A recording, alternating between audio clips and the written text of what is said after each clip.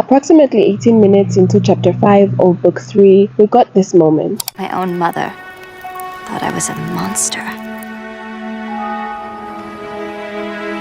She was right, of course, but it still hurt. This is the first time we saw a small but clear crack in the powerhouse that is Azula, a vulnerability. For a casual watcher, this must have simply been the funniest moment in the episode. But for those of us that were invested, and I mean invested, this was a pivotal moment in the entire series. It was a big moment because up until now, all of us just thought Azula was this impenetrable shell that was filled with evil.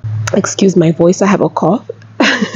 And what is so powerful about this scene is the way those sentences were written. The first sentence is really sad, and then we're barely allowed to marinate in it for 2 seconds before hitting us with the second line, which is a punchline. But that punchline has so much truth in it. It is a great summary of Azula's story. It is so dark, yet so funny and witty, but also too quick that you fail to realize or marinate in the fact that the subliminals are incredibly heartbreaking. And I know what you're thinking, not everything has to be made so deep, but that is my personality, okay? And that is the personality of most commentators. We will make things deep, so just hear me out. So before you brush me off, let me break it down. Azula is the second born of her mother Ursa and Fire Lord Ozai, and her older brother is Zuko. And as the Fire Nation is a traditional nation, we know that she is not next in line to take the throne. She is, in lack of better terms, the spare. And she is also a girl. So despite her being more calculated, more cunning, skilled, authoritative, articulate, composed, you name it, she always comes in second to Prince Zuko. So we see that she is always striving to one-up him in every way. And there are many scenes that speak to this. The first is when, as a child, she is asked to demonstrate her firebending to Fire Lord Azulon. After an impressive show, she goes to sit next to Zuko. And then she whispers, "You will never catch up," which is incredibly irritating when you are just watching it, but then you realize that it is so sad. It is so sad because as impressive as she is, she always has her position with regards to Zuko in her mind. Others could say it's just because she loved to get under his skin, but one thing we know is that this is Azula's tone for everything, so one could also argue that she always has some truth in whatever she is saying. Like when she attacks Team Avatar at the Western Air Temples. Before she attacks them, she announces, "I'm about to celebrate becoming an only child." I mean, she says this with the same tone, except that she is screaming because she's obviously at an elevation, but she says this with the same tone. So you could say she always has some truth in what she's saying. On top of her determination to beat Zuko, she was also a child prodigy. As Ozai said, Azula was born lucky and Zuko was lucky to be born, which is so mean coming from a father, but you know, the combination of these two things made her great from a young age.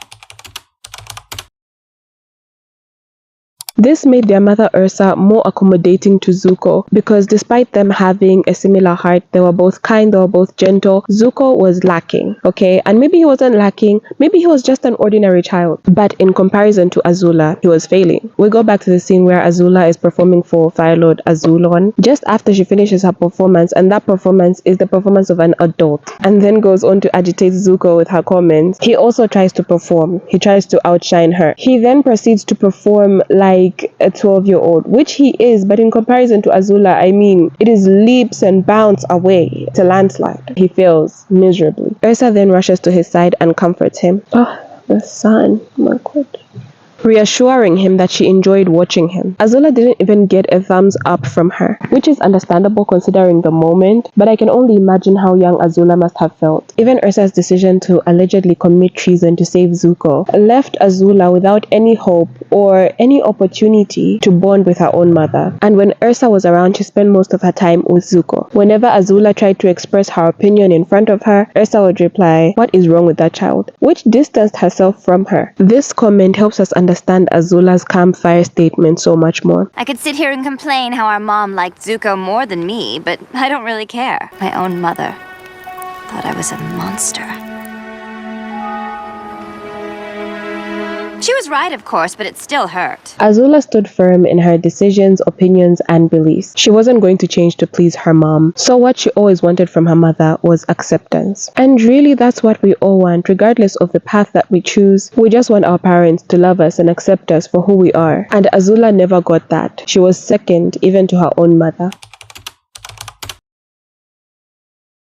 And I believe this is what made her relate more to her father, because they share not only a similar story, but also similar values. They have similar temperaments and aspirations for power by all means necessary. Ozai was also the second born. He was more decisive, authoritative, and shared the power-hungry traits of the modern Fire Nation. And yet, he still came second to Iroh, not only because of tradition, but also because Fire Lord Azulon preferred Iroh. Even after Iroh lost Luten, who was his only son, Fire Lord Azulon still preferred Iroh over Ozai. So Ozai tries to convince Azulon to make him crown prince through logical manipulation and impressive demonstrations. Yet he still came second, and not only did he come second, but he was punished for suggesting it. I believe Azula sees herself in her father, and so if she couldn't get love from her mother, she decided to get acceptance from her father through methods that he understood. So all she ever did, whether it was conquering, terrorizing, or mastery, all of it was to impress him.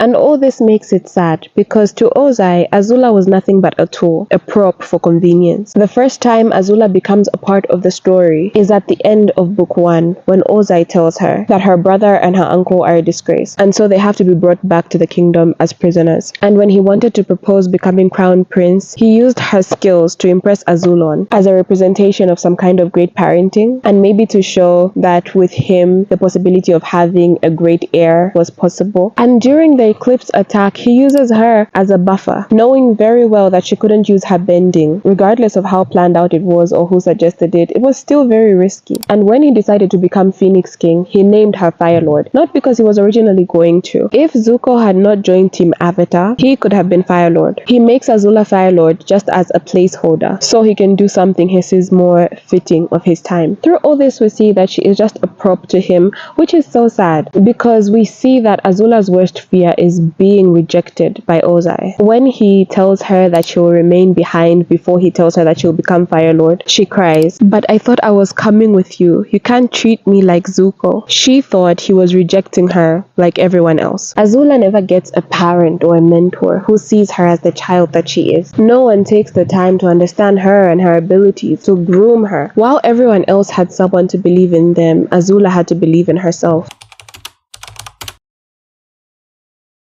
It feels like after she realizes that no one would love her, she harnesses fear to gain loyalty. She mastered speech, bending, and planning, and used all her skills to instill fear in order to keep the people who she wanted around her. A good example of this is the Dai Li. She mastered the art of fear so well that she convinced an entire secret service of another nation to side with her. So we can only imagine how heartbreaking it was when her best friend May betrayed her and said, "My love for Zuko is greater than my fear of you." Tai Li and May made her question skills and philosophy that she had been perfecting her entire life. And on top of that, once again, she came second to Zuko.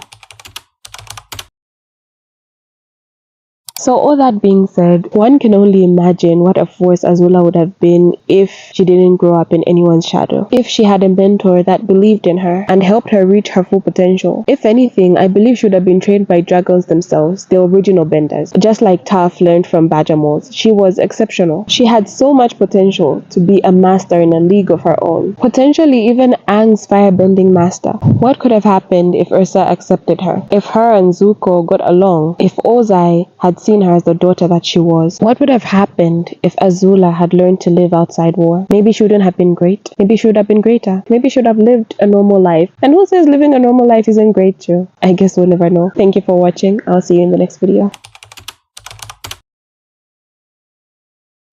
Okay, so closing remarks. I'm not feeling too well, and also I know it's been so long since I posted, but it's because I was having technical issues. Take that as you will. But yes, hopefully we are back now. We always say this. I think the important thing is that we keep on getting up. But yeah, if you are new to the gang, subscribe, like, comment, share. Let me know what you think. If you are an even bigger Avatar fan who's read the comics, please let me know what you think in the comments down below. Yeah, because for me, I was just interested in the animated series, so obviously I don't know much. I just know what I know from the series. And so if you want to educate me, let me know down in the comments below, and I'll see you in the next video. I have a really bad cough, you guys, and I have to go to class tomorrow. Like, what is my life? What is my life even?